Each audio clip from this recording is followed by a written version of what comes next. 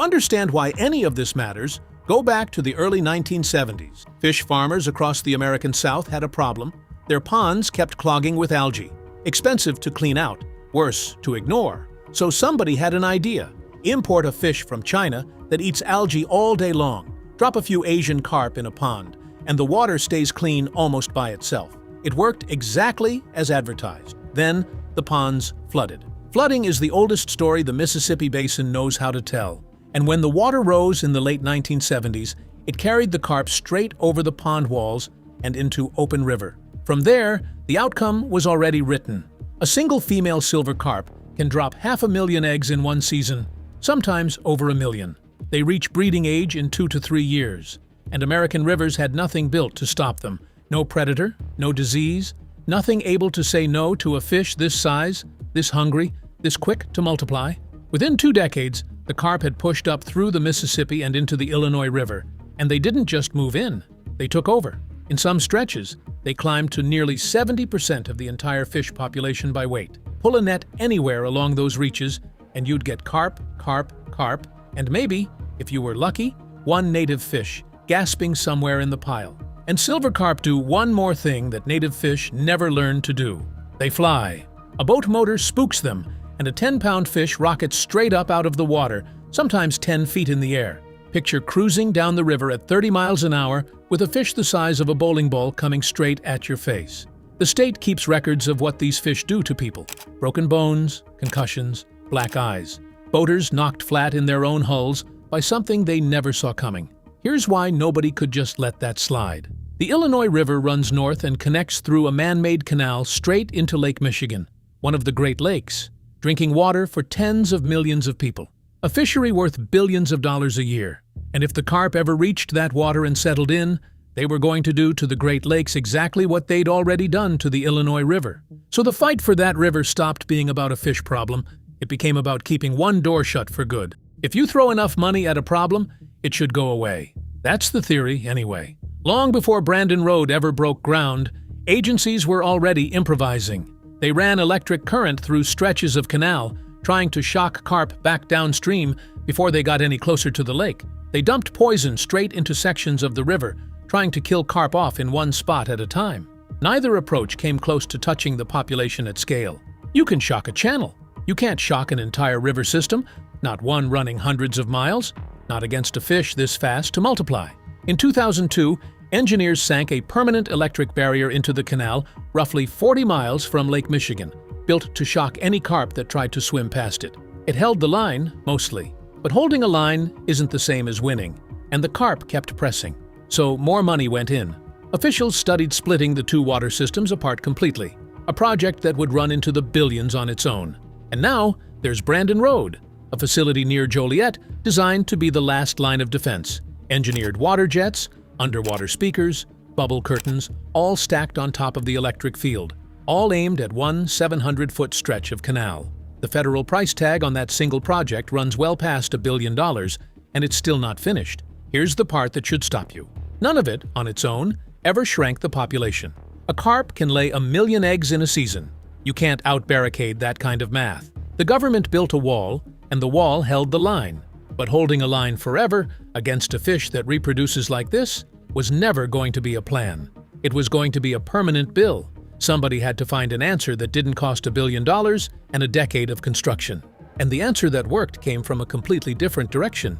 Illinois tried something almost embarrassingly simple. They paid people to fish. The state hired commercial crews, handed them nets, and put a bounty on every pound of carp pulled from the water. Catch a fish, get paid, plus a little extra on top for volume. And once every carp in the net was cash instead of just weight, the fishing crews went hard. Genuinely hard. Across about 15 years, crews have hauled somewhere close to 50 million pounds of carp out of the Illinois River alone.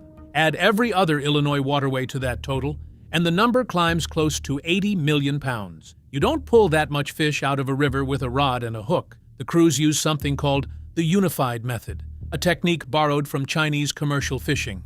Boats stretch nets across the water, then bang on their hulls and drive the carp forward, herding them, the way you'd herd sheep, into a tightening pen of netting until the fish are packed edge to edge. Then, the whole wall of net gets hauled up at once. One single operation on the Illinois River pulled up 750,000 pounds of carp in a single pass.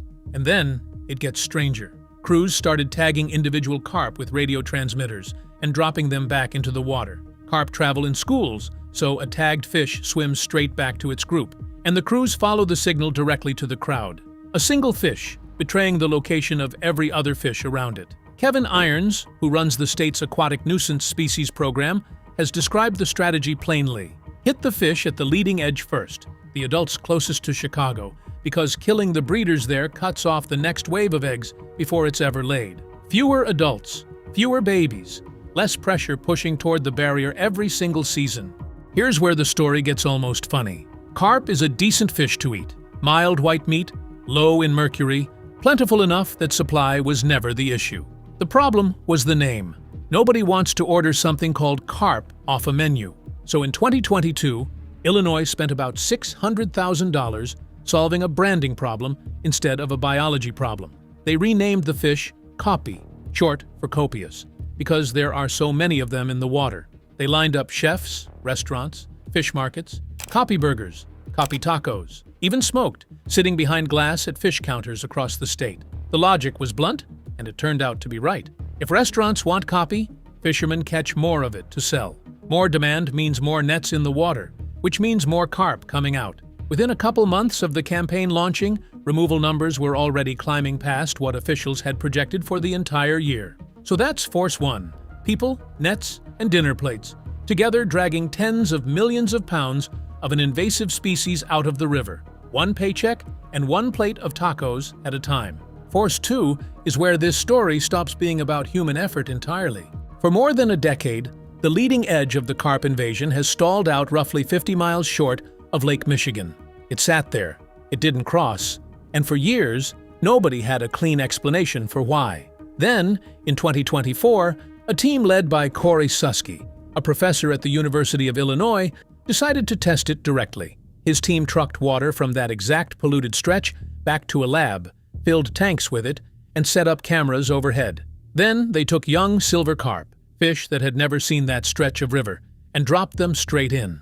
In clean water, young carp explore. They move, they investigate, they act like curious animals in open space.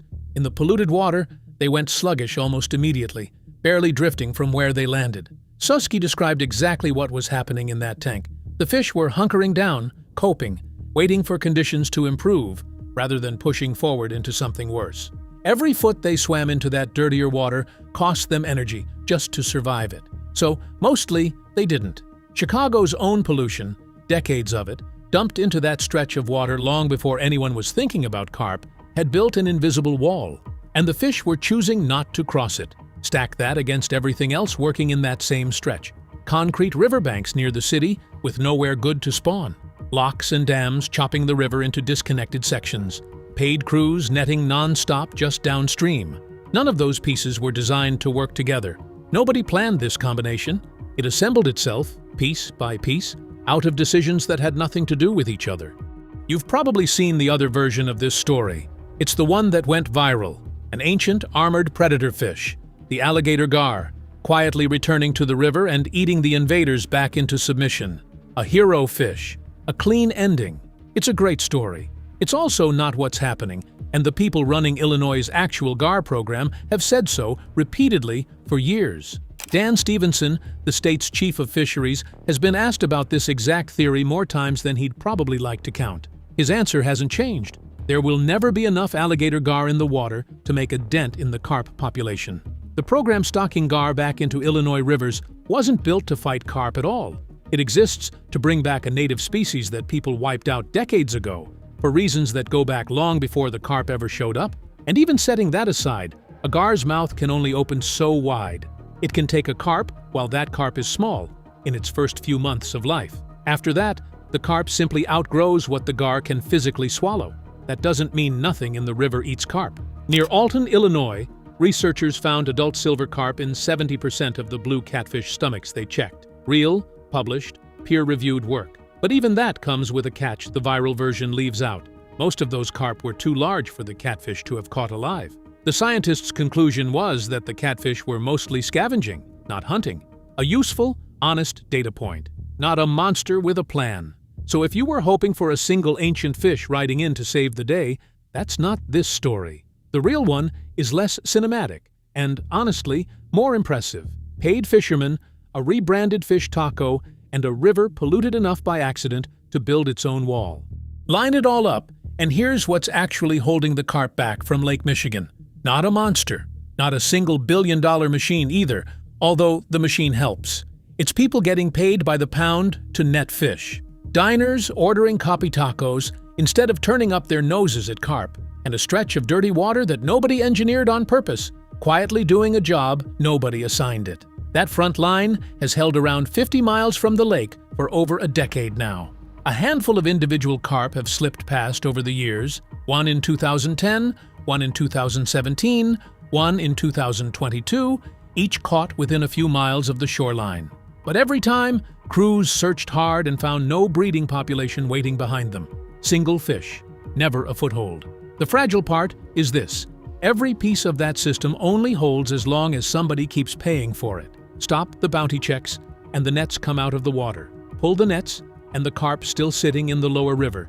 Millions of them, one female still capable of dropping 1 million eggs a season, come roaring back upstream with nothing left to slow them down.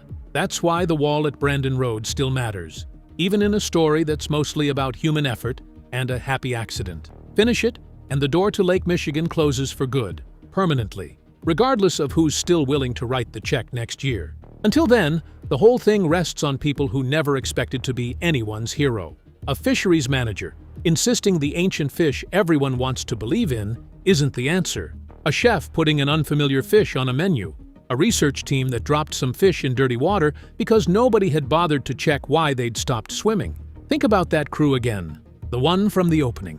Nets coming up lighter than they used to, season after season. They didn't do anything different. Didn't change their gear, their route, their timing. The river changed underneath them, pushed by a bounty check, a rebranded fish taco, and a stretch of water too dirty for a fish to want to cross. None of it was ever supposed to add up to this. It just did. So here's the real question worth sitting with. If the flashy monster fish version of this story is the one that went viral, and the boring human version is the one that's actually true, how many other environmental victories out there are we telling wrong just because the real story doesn't come with a hero? Let me know what you think in the comments. This is Hidden Latitude. We go back for the story everyone else got wrong.